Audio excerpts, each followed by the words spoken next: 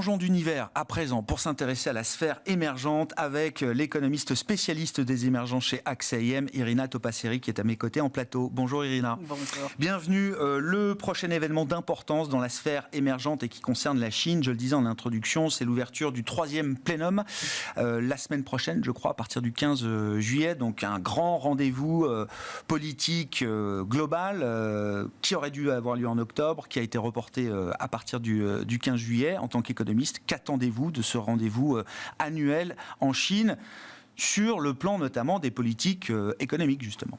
Oui, c'est le cadre particulier que la Chine s'offre pour poser plutôt des jalons de long terme. Donc, ce n'est pas nécessairement quelque chose qui va avoir un impact conjoncturel, mais c'est intéressant parce que la Chine a le temps de ses cycles, donc il prend son temps, elle peut prendre son temps, donc elle peut regarder plus loin. Alors, le fait d'avoir décalé cette réunion majeure a peut-être allumé un petit peu d'espoir qu'il y aurait des grandes annonces, etc. Sauf que il n'y a rien, absolument rien, qui puisse laisser croire cela, parce qu'il n'y a rien dans le débat public actuel en Chine qui laisse entrevoir une réelle prise de décision à venir. Et je pense que là où on les attend, en tout cas, en ligne avec ceux qu'ils ont annoncés, et là encore, ils peuvent faire des annonces et ils peuvent les suivre. Ça a été cette nouvelle vision à ce que l'économie chinoise ne soit plus une économie drivée par les exportations, mais bien qu'elle devrait commencer à regarder vers la demande intérieure. Et là, elle a de quoi développer, parce que c'est quand même une énorme économie, donc elle pourrait. Des économies de cette taille-là, en général, ce sont des économies fermées. Il n'y a que la Chine qui a fait ce tremplin extraordinaire vers l'exportation. On cherche la dualité, c'est ça, comme ils disent. Voilà. Mais oui, et l'aspect dual. Exactement, bah oui. Et donc, du coup, on aurait pu imaginer qu'on commence à avoir, justement, qui se donnent les moyens de parvenir à leur but. Et là, on n'a jamais entendu dans le débat public ou dans les phrases de Xi Jinping, qui sont à souligner, parce que souvent, les mots-clés sont là.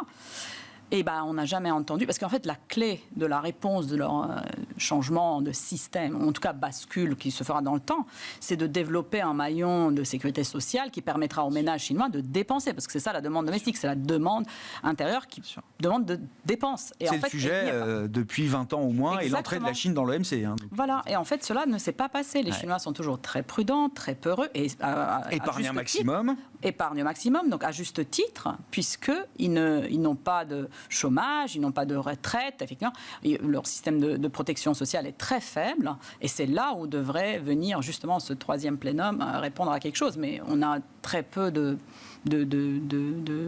sensations que cela se fera à ce plénum. Et vous expliquez ça comment à ce stade? Il y a une forme d'incapacité à mettre en place ce safety net, ce filet de sécurité que tout le monde attend depuis 20 ans.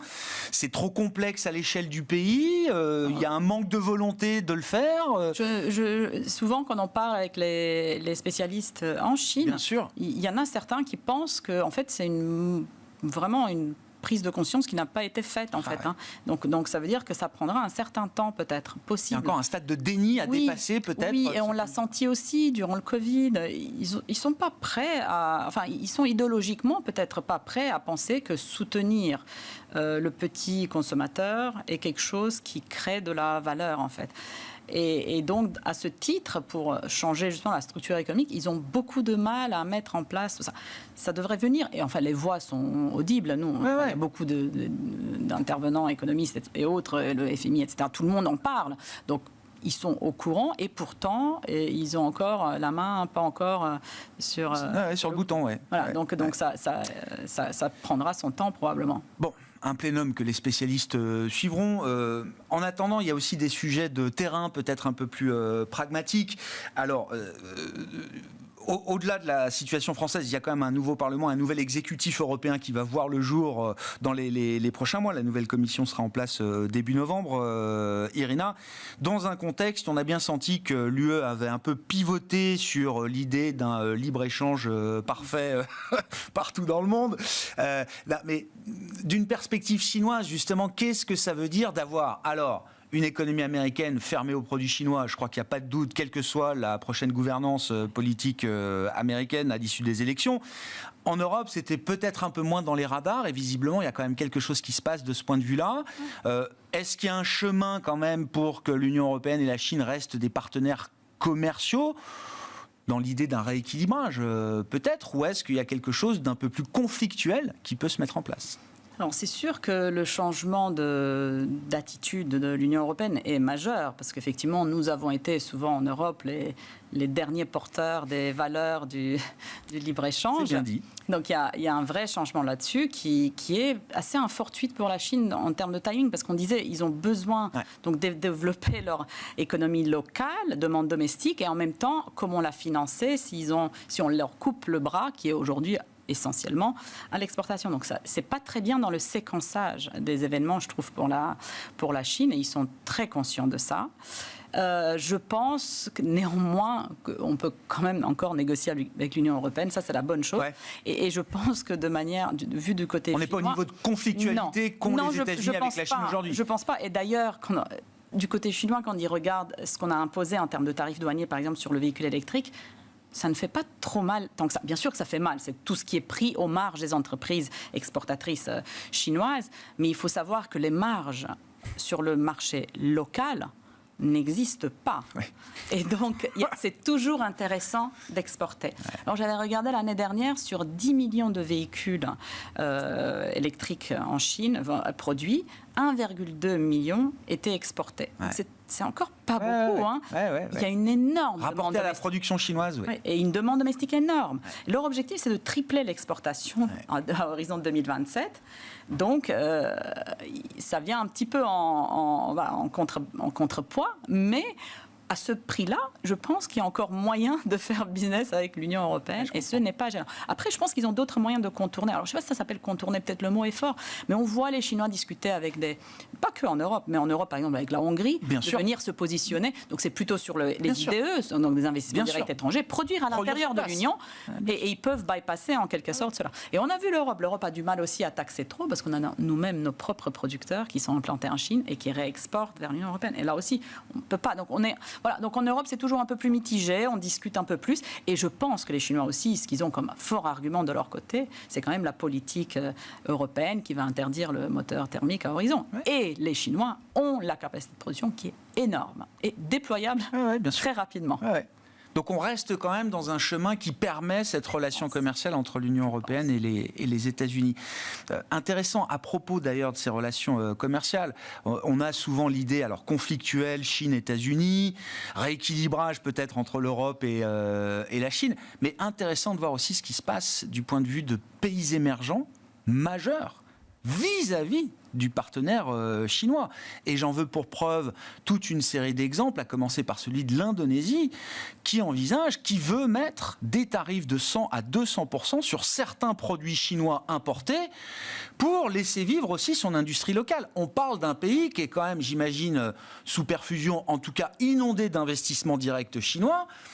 Donc, quand on annonce ce genre de mesures, j'imagine qu'il faut bien faire attention là où on met les pieds, Irina. C'est vrai. Alors, si je termine... Et il n'y a pas que l'Indonésie. En Amérique latine aussi, on voit des pays qui commencent à monter les tarifs vis-à-vis des produits chinois. Ce n'est pas le cas de l'Indonésie, et je reviendrai dans un instant. Mais c'est vrai que on a vu, les Chinois ils voient très bien qu'aux États-Unis, aux États-Unis déjà, ils n'exportaient pas beaucoup de véhicules électriques, par exemple.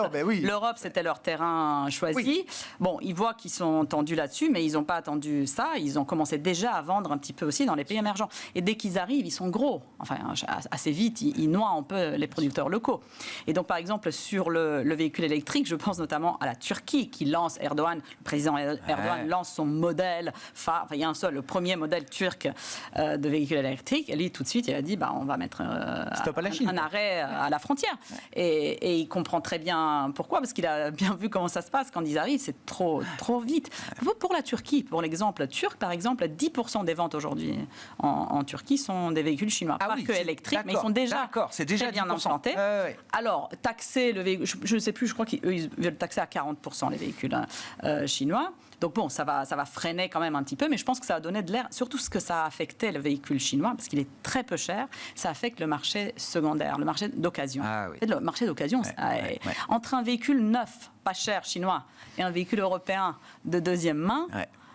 Il va être très bien équipé, votre véhicule chinois, en fait, mine de rien. Donc, en fait, il y a d'autres canaux de solutions. Par contre, l'Indonésie, c'est pas encore ça. Alors, l'Indonésie a aussi une idée c'est très...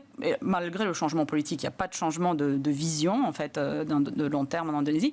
L'Indonésie reparle aussi de réindustrialisation, production locale, etc. Ouais.